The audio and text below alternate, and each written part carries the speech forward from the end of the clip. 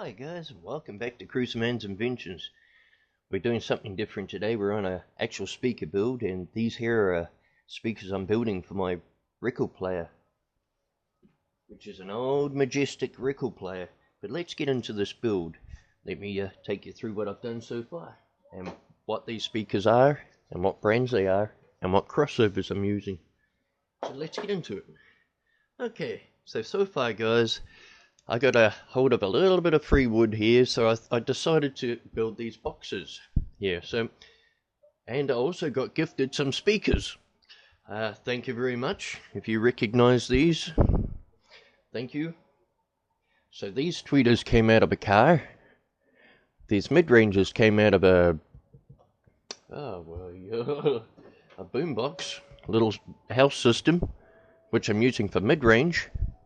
At 6.8 UF, the tweeter is running at 2.2 UF at 35V, and the bass is running, well, it's just running off this crossover here. So if I can get this up to the camera, this is this is a ProLab three-way crossover. This is what they used to have in the old Akai speakers, which were called ProLabs. So let's pull this out, and I'll show you on the back of this 10-inch speaker. It says Pi there, PYE, Pi. They were built in New Zealand. These are a New Zealand speaker. My camera's not focusing the best. It has roughly about a 20 OZ magnet on it. Oh no. Sorry, I got that wrong. It's about 30 to 40 OZs on there. It's pretty decent. And this is what the front looks like. Very nice.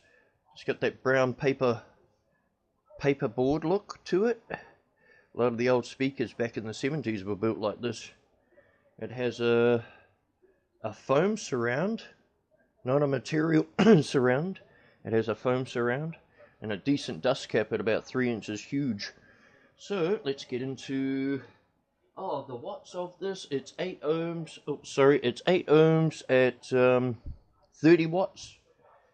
Yep. Pioneer used to build a great set with 15s in them. They were awesome. They were 100 watts. So this tweeter is a Clarion, and it is 15 watts normal, and it says 30 watts. And it says 30 watts, I'll just tell you. But anyway, that's a Clarion little 1-inch tweeter, and that there had a 1.5 UF at 50V little capacitor on it between that center pin here and the positive one. So the outer ones are the ones that, as you can see, I've soldered 2 new wires on there, getting it ready to go on to 2.2 instead of 1.5. So this here should be a lot brighter, and we will do a follow-up on that for sure.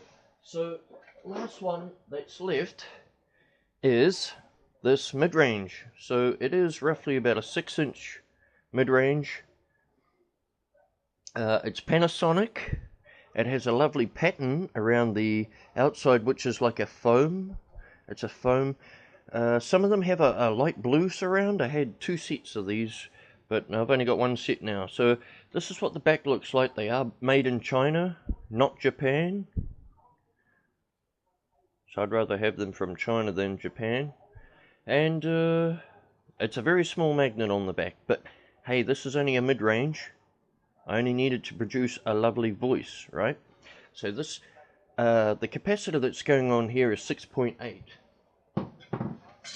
which is the mid-size one. That's the tweeter one, 2.2 at 35V, 6.8. This one is, and this one here is 15 UF.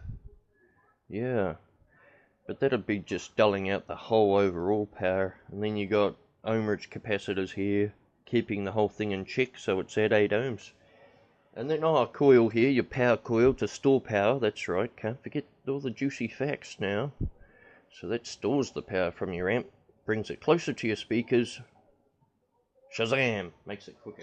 So people generally would tape up the backs of these here so that the bigger speaker, the 10-inch, didn't overdrive the smaller one, right? So when this started pumping, it didn't start moving this one and overdriving it. Now, truth be known, because this one's so low in power, if this one was really 100 watts and had a bigger magnet, you could keep it open and just about have no crossovers on it and just a little tiny capacitor on the tweeter. But anyway, this is what I'm doing. So I'm not going to be taping up the backs of these. I found something which is quite interesting. I found some garden light domes. Now these here are beautiful cups and they just fit perfectly over the back of these speakers, and which means now that it's all over the back here, it keeps all the pressure from the bass here out of the mid-range. So let's get into a little bit more depth on it. So what I've done so far is I've fast forwarded, and as you can see, guys, I've drilled 2 holes down here, 2 holes in there, and soldered 2 more wires coming out. Now these 2 wires, the brown ones your positive and the blue ones your negative. These are the wires that just come out of normal cords that are chopped off everyday stuff. So yeah, brown one's positive and the blue one's negative. Now if you get a green with a yellow stripe through it, that's your earth wire.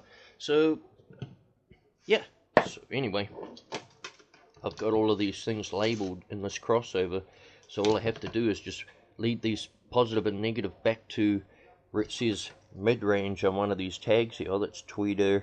Yeah, so mid-range. There we go.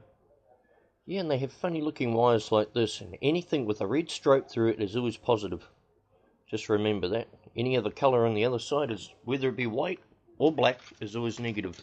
So yeah, so this is looking good. So all I have to do now is put the crossovers in the box, seal this top down, glue that tweeter in to the top, and do my inputs in the back here. Now I've just gone and ordered up some inputs, so I'm not going to put the inputs in right away. What I'm going to do is drill a hole and just feed the wire out. And when I get the other one going, because this is only the first one I've done, and I've chopped out all the wood for the other one, and so I just got to put that together today. I've been hard out with a lot of different jobs and stuff lately, guys, around the house. I've had blowing up washing machines, blowing up dryers, 2 of those. Lawns needed doing, just a whole bunch of stuff that needed doing. I've had stuff that was blowing up in here, caught fire to the place, all kinds of stuff, guys. So yeah, I've had to deal with a lot of stuff lately, guys. Not seeing my kids, having to deal with SIPs and everything. I'm not happy with them. Not happy with my kids' mum and all the rest of it, guys. So I'm not going to yabble on. But this is part 1 of this speaker build, guys. So thanks for watching. Stay tuned. I will be back within the next couple of days with part 2. Awesome. What will I call them? Cruiser Man speaker build. Part 1. Cool, cool.